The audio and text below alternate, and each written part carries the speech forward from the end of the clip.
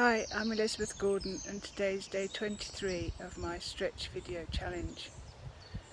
I realised that I've been describing the worst parts of my stress and becoming ill, but I hadn't really shared what I did to help myself get better. So initially when I became ill, I adopted the approach that I'd always used before and it always worked, which was to go to the doctors. But it became clear that this wasn't something that really fitted very conveniently into their symptom checker, and thus there wasn't a clear diagnosis. So instead I was offered things to deal with my symptoms, so antidepressants because I seemed depressed, but that wasn't really the point. Sleeping tablets could be offered to help me sleep better. I could be given painkillers to help my pain, but they were all really masking my symptoms, not getting to understand what was causing them. And the conventional medical approach is to work with all the different specialisms, so I was potentially sent to a neurologist, a chest specialist, a pain clinic, someone who dealt more with the hormones, and it was a constant waiting for appointments, and how I wished I'd got the money to just be able to go and get these tests done privately. So instead I had to wait over 6 months for an MRI scan, and that was just sort of, you were feeling helpless and that you didn't have any sort of hope really. So I think I started to look for my own approaches and solutions. So complementary therapy, what could I find there? What could I find out in books?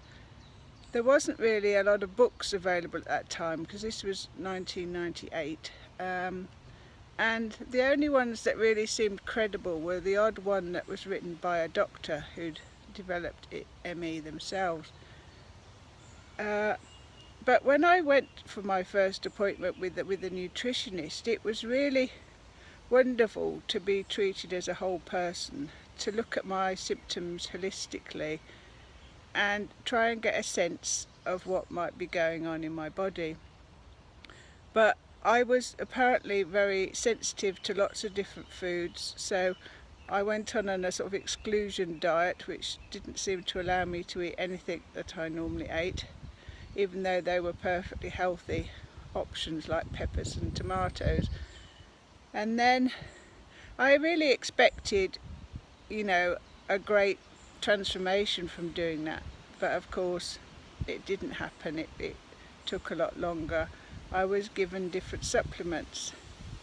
I saw other people to help me, but so many things were just out of reach. The costs of things that were being suggested as being linked with the condition, like having all your amalgam fillings removed, were just totally unfeasible for me to explore that option. So again, I had to take just a more sensible approach.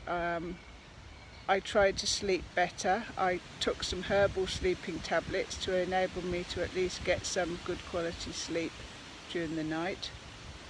I got up when the children had to be got ready for school, and then could have some time to rest and go back to sleep afterwards. I did eat a lot more healthily.